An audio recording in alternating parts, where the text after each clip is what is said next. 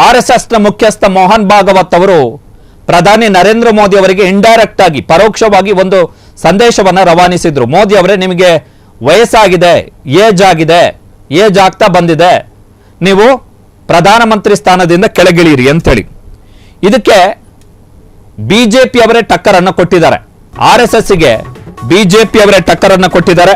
ಆರ್ಎಸ್ಎಸ್ಗೆ ಬಿಜೆಪಿಯ ಸಂಸದರೇ ಟಕ್ಕರ್ ಅನ್ನು ಕೊಟ್ಟಿದ್ದಾರೆ. ಆರ್ಎಸ್ಎಸ್ ಮುಖ್ಯಸ್ಥ ಮೋಹನ್ ಭಾಗವತ್ ಜುಲೈ 10ನೇ ತಾರೀಕು ಹೇಳಿದ್ರು, 75 ವರ್ಷದವರು ನಿವೃತ್ತರಾಗಿ ರಿಟೈರ್ಮೆಂಟ್ ಅನ್ನು ತಗೊಂಡು ಬೇರೆಯವರಿಗೆ ಅವಕಾಶವನ್ನ ಮಾಡಿಕೊಡಬೇಕು. 75 ವರ್ಷ ಆದ ಬಳಿಕವೂ ಕೂಡ ಒಂದು ವೇಳೆ ಅಧಿಕಾರದಲ್ಲಿದ್ದು ಶಾಲನ್ನ ಹಾಕ್ತಾ ಇದ್ರೆ ಯಾರಾದ್ರೂ, ಆಗ ಅದರ ಅರ್ಥ ಏನು ಅಂತ ಹೇಳಿದ್ರೆ, ನಿಮಗೆ ವಯಸ್ಸಾಗಿದೆ, ನೀವು ಪಕ್ಕಕ್ಕೆ ಬನ್ನಿ, ನಮಗೆ ಅವಕಾಶ ಕೊಡಿ ಅಂತೇಳಿ ಅರ್ಥ ಅಂತೇಳಿ ಆರ್ಎಸ್ಎಸ್ ನ ಮುಖ್ಯಸ್ಥ ಮೋಹನ್ ಭಾಗವತ್ ಅವರು ಹೇಳಿದ್ರು. ಇಂಡೈರೆಕ್ಟ್ ಆಗಿ ಮೋದಿಗೆ ಕೊಟ್ಟಿದ್ದಂತಹ ಸಂದೇಶ. ಈಗ ಆರ್ಎಸ್ಎಸ್ ನ ಮುಖ್ಯಸ್ಥರ ಈ ಹೇಳಿಕೆಗೆ ಬಿಜೆಪಿಯ ಸಂಸದರೇ ತಿರುಗೇಟನ್ನು ಕೊಟ್ಟಿದ್ದಾರೆ. ನೋಡಿ, ಆರ್ಎಸ್ಎಸ್ ಮತ್ತು ಬಿಜೆಪಿಯ ಪರಿಸ್ಥಿತಿ ನೋಡಿ. ಪ್ರಧಾನಿ ನಿವೃತ್ತಿ ಬಯಸಿದ್ದ ಆರ್ಎಸ್ಎಸ್ಗೆ ತಿರುಗೇಟು.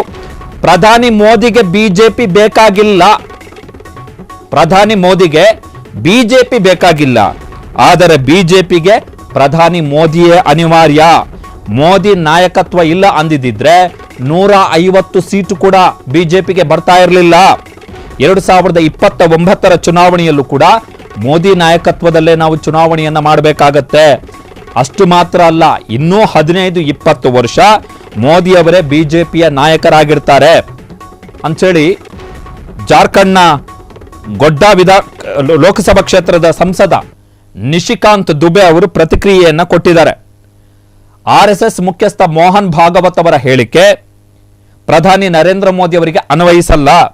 ಈಗ ಪ್ರಧಾನಿ ಮೋದಿಗೆ ಬಿಜೆಪಿಯ ಅನಿವಾರ್ಯತೆ ಇಲ್ಲ, ಬದಲಿಗೆ ಬಿಜೆಪಿಗೆ ಪ್ರಧಾನಿ ನರೇಂದ್ರ ಮೋದಿ ಅವರ ಅನಿವಾರ್ಯತೆ ಇದೆ ಅಂತೇಳಿ ಬಿಜೆಪಿಯ ಸಂಸದ ನಿಶಿಕಾಂತ್ ದುಬೆ ಅವರು ಸಂದರ್ಶನವೊಂದರಲ್ಲಿ ಆರ್ಎಸ್ಎಸ್ನ ಮುಖ್ಯಸ್ಥರಿಗೆ ತಿರುಗೇಟನ್ನು ಕೊಟ್ಟಿದ್ದಾರೆ. ಎಂಥ ಪರಿಸ್ಥಿತಿ ಬಂದುಬಿಡ್ತು ಅಂತ ಹೇಳಿದ್ರೆ, ಆರ್ಎಸ್ಎಸ್ಗೂ ಒಂದು ಕಾಲಕ್ಕೆ ಬಿಜೆಪಿಯಲ್ಲಿ ಎಂಥ ಶಿಸ್ತಿತ್ತು ಅಂತ ಹೇಳಿದ್ರೆ, ಆರ್ಎಸ್ಎಸ್ನವರು ಹಾಕಿದ ಗೆರೆಯನ್ನ ಬಿಜೆಪಿ ಅವರು ದಾಟಿ ಹೋಗ್ತಾ ಇರಲಿಲ್ಲ. ಬಿಜೆಪಿಯ ಮಾತೃ ಸಂಸ್ಥೆ ಆರ್ಎಸ್ಎಸ್ ಆ ಲೆವೆಲ್ಗೆ ಬಿಗಿ ಇತ್ತು. ಆರ್ಎಸ್ಎಸ್ಗೆ ಬಿಜೆಪಿಯ ಮೇಲೆ ಹಿಡಿತ. ಆರ್ಎಸ್ಎಸ್ ಹಾಕಿದ ಗೆರೆಯನ್ನ ದಾಟಿ ಹೋಗ್ಲಿಕ್ಕೆ ಅವಕಾಶಗಳಿರಲಿಲ್ಲ. ದಾಟಿ ಹೋದವರಿಗೆ ರಾಜಕೀಯ ಜೀವನ ಅಧ್ವಾನ ಆಗ್ತಾ ಇತ್ತು. ಆದರೆ ಇವತ್ತು ಆರ್ಎಸ್ಎಸ್ನ ಮುಖ್ಯಸ್ಥರು ಕೊಟ್ಟ ಸಂದೇಶಕ್ಕೇನೆ ಬಿಜೆಪಿಯು ಸಂಸದ ತಿರುಗೇಟನ್ನು ಕೊಟ್ಟಿದ್ದಾರೆ.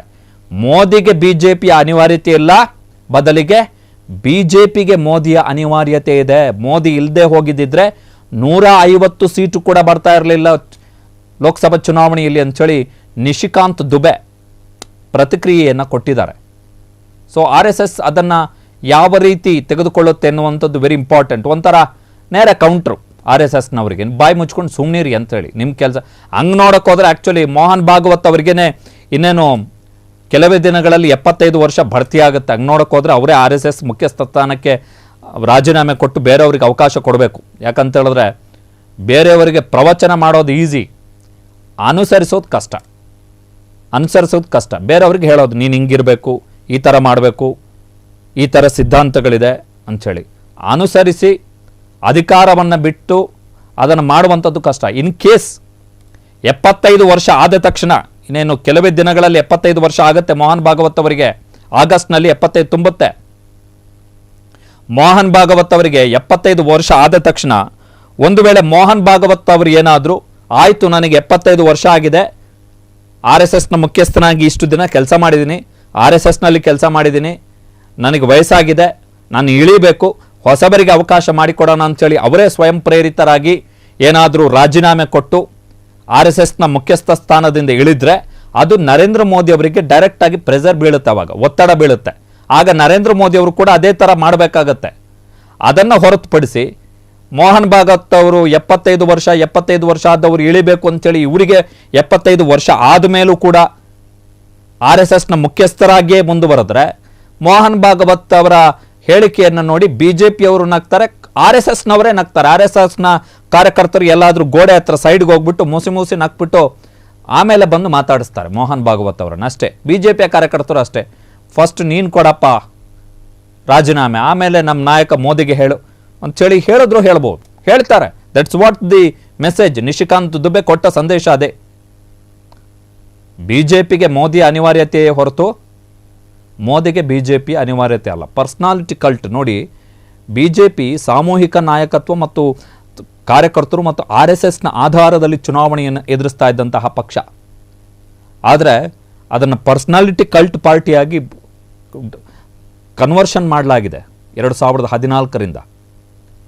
ಅದನ್ನೇ ಹೇಳಿರುವಂಥದ್ದು ನಿಶಿಕಾಂತ್ ದುಬೆ. ನೋಡೋಣ, RSSನ ಮುಖ್ಯಸ್ಥರು ಇನ್ನೇನು ಕೆಲವೇ ದಿನಗಳಲ್ಲಿ 75 ವರ್ಷ ತುಂಬಿದ ಬೆನ್ನಲ್ಲೇ ಹುದ್ದೆಗೆ ರಾಜೀನಾಮೆಯನ್ನು ಕೊಟ್ಟು ತಾವೂ ಇಳಿದು ನರೇಂದ್ರ ಮೋದಿ ಅವರಿಗೆ ಮಾದರಿ ಆಗ್ತಾರಾ, ಆ ಮುಖಾಂತರ ತಾವೇ ಆಡಿದಂತಹ ಮಾತಿಗೆ ಬದ್ಧರಾಗ್ತಾರಾ ಅಂಥೇಳಿ. ಕ್ಷಣ ಕ್ಷಣದ ಸುದ್ದಿಗಳಿಗಾಗಿ ಫ್ರೀಡಂ ಟಿವಿ ಸಬ್ಸ್ಕ್ರೈಬ್ ಮಾಡಿ, ಲೈಕ್ ಮಾಡಿ ಹಾಗೂ ಫಾಲೋ ಮಾಡಿ. ಹೊಸ ಸುದ್ದಿಗಳ ನೋಟಿಫಿಕೇಶನ್ಗಾಗಿ ಬೆಲ್ ಐಕಾನ್ ಮೇಲೆ ಕ್ಲಿಕ್ ಮಾಡಿ.